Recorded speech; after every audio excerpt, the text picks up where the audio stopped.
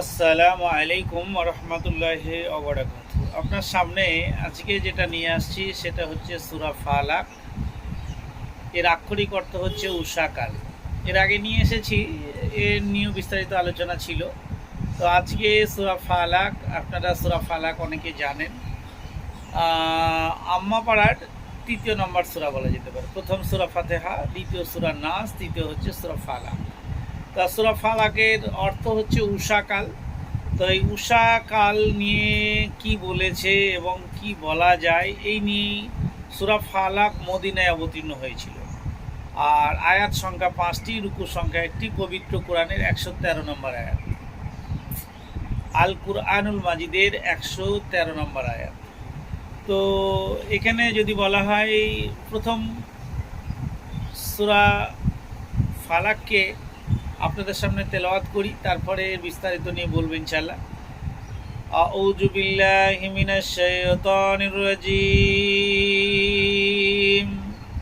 বিসমিল্লাহির রহমানির রহিম।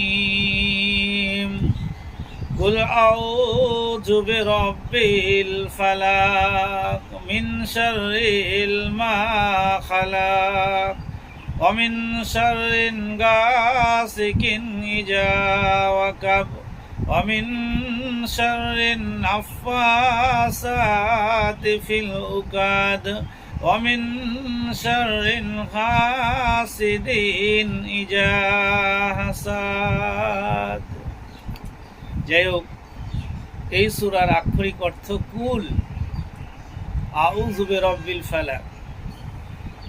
সূরাটির নাম হচ্ছে ফালাক, আক্ষরিক অর্থ উষাকাল। কুল মানে বলছে আপনি বলুন, আউযু আমি আশ্রয় চাই কার কাছে, হ্যাঁ, তারপরে কুল আউযু বিরাব্বিল ফালাক।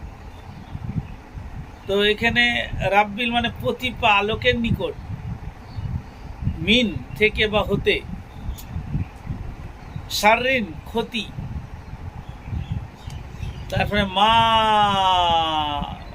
মানে যা, খালাক সৃষ্টি করেছে, গাসিকিন মানে অন্ধকার, রাত যেমন সূর্য ডোবার পরে রাত্রি আসে, সূর্য ডোবার পর সন্ধ্যা নেমে গেল, সন্ধ্যার পর পরই রাত্রি যেমন উদযাপন হয়, তো এখানে গাসিকিন মানে অন্ধকার।